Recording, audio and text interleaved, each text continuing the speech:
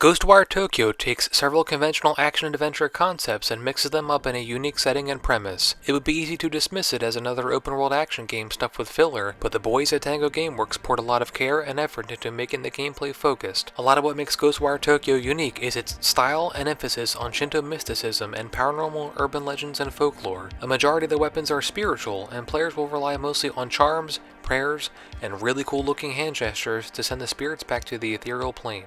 Spiritual weapons against spiritual entities is a unique premise for an open-ended survival horror game. Japan has rich lore in its folklore and legends, steeping the player in Japanese culture, compounded with eye-searing visuals. How did Tango Gameworks pull it off? Find out in our review for Ghostwire Tokyo. A lot of the urban legends and folklore myths in Japan are spiritual and are tied to the Shinto belief that spirits can be in anything. Even emotions can be spirits and can manifest itself as an entity. These entities are often physical expressions of negative feelings or emotions, usually based on the collective unconscious. Many Japanese urban myths are based on this principle of negative emotions spurred from the collective unconscious. Ghostwire Tokyo's entire premise revolves around this phenomena and presents its ethereal threats in the form of the visitors. All the enemies are physical manifestations of anxiety, the collective consciousness of citizens of Tokyo, and many of them are very real. The overworked and drone-like salaryman, the paper doll-like receptionist who fakes a smile, the frustrated youth with no future, and more, are abstracted into physical form. As if going up against the living embodiments of a nation's depressing urban culture wasn't bad enough, every living soul was stripped of their material form. All over the city are the clothes of people that once were, and their spirits floating, waiting to be collected and sent to the other side. Who are you gonna call? KK, the spirit detective. At least, you would if he had a body of his own. Turns out, KK needs the help of Tokyo's everyday nobody. Akido is an average Joe, except for the fact he is susceptible to the spirit plane.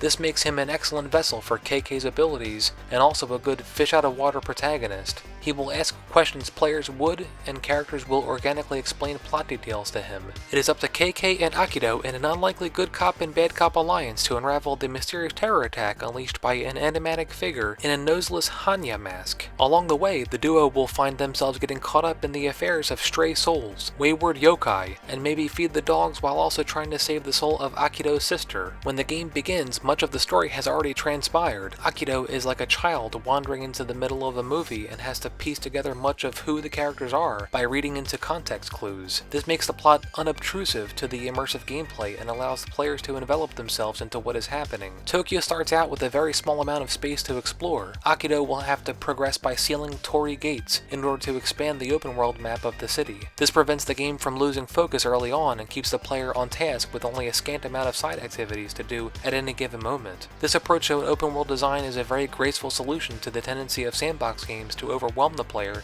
with extraneous activities. Having portions of the city gradually open also forces gamers to become more familiar with the landmarks of Tokyo's infrastructure. While urban exploring, expect to have some run-ins with visitors. Combat in Ghostwire Tokyo is intentionally weighty. Akido is no Flynn Taggart. He won't be dashing or glory-killing these phantoms with his spirit gun. Fighting is more akin to how encounters play out in Resident Evil Village, back up against the wall-style combat. Enemies take their time when committing their assault and telegraph their attacks in a lengthy wind-up animation to give players a chance to run or parry and block. Despite being slow, the visitors hit hard and can take many hits to compensate for being broad targets. Some visitors are more aggressive than others and have almost no hits done. There are ones that fly with range attacks that can be reflected back. When their core is exposed, Akido can perform a finisher that can net some health and ammo back, which is as satisfying as catching a bully's fist, uncurling it, and taking a $20 bill from their grubby fingers. Akido gets several skill trees, and many of the upgrades have an arbitrary wall that requires Magatama. These are acquired from partaking in optional but ultimately necessary side activities that involve yokai. These elusive mythological creatures will have an amusing side story attached to them, not unlike the side stories experienced in the many Yakuza games. Sometimes these will lead Akido and KK to an interior location, and even then, the level of attention to detail in the environment is very high. Ghostwire Tokyo is an impressive visual sight to behold. The scope of Tokyo is massive and surprisingly vertical. Early on, the setting seems claustrophobic and feels like it is set in the world of alleyways. opportunities. Gradually, opportunities will allow Akito to gain higher ground, and before you know it, there's a huge vista of the entire city at the top of a skyscraper. Ghostwire Tokyo is dense with moments of discovery. The uncannily derelict Tokyo makes for a wonderful playground to get lost in. It seems like there is always something of note around every corner, whether it is a piece of lore, some lost souls who need sending, or a couple of visitors who are in the mood for a brawl. While reviewing Ghostwire Tokyo, there were no bugs or glitches that distracted or brought the experience to a halt. The only technical drawbacks are a very minor stutter that occurred when traversing upwards in the stratosphere above the city. Above this very minor hiccup, Ghostwire Tokyo runs at a steady 60 frames per second on PlayStation 5. It has a very far draw distance with almost no noticeable instances of pop-in. Load times are nigh non-existent when booting up and when fast traveling. Overall, Ghostwire Tokyo is an extremely polished and slick-looking game. The only real flaw in Ghostwire Tokyo's offering is that it succumbs to the messy map screen that plagues all open-world games. The map becomes an indecipherable mess of icons and logos as players progress. Sadly, even though the arcades in Tokyo are still running and operating, Akito can't take a break to enjoy them either. Ghostwire Tokyo is the best game that Tango Gameworks have made. The Evil Within games may have their fans, but they were decidedly generic with its depiction of horror. With Ghostwire Tokyo, the developers chose to focus on the paranormal and spiritual. It may not be jump scare horror, but instead leans in heavily on the uncanny. Part X-Files and part Yu Yu Hakusho, Ghostwire Tokyo offers a completely fresh take on the sandbox RPG formula. It has action when it needs to, and it never inundates the player with constant noise or obnoxious tasks to fool them into thinking they are that engaged.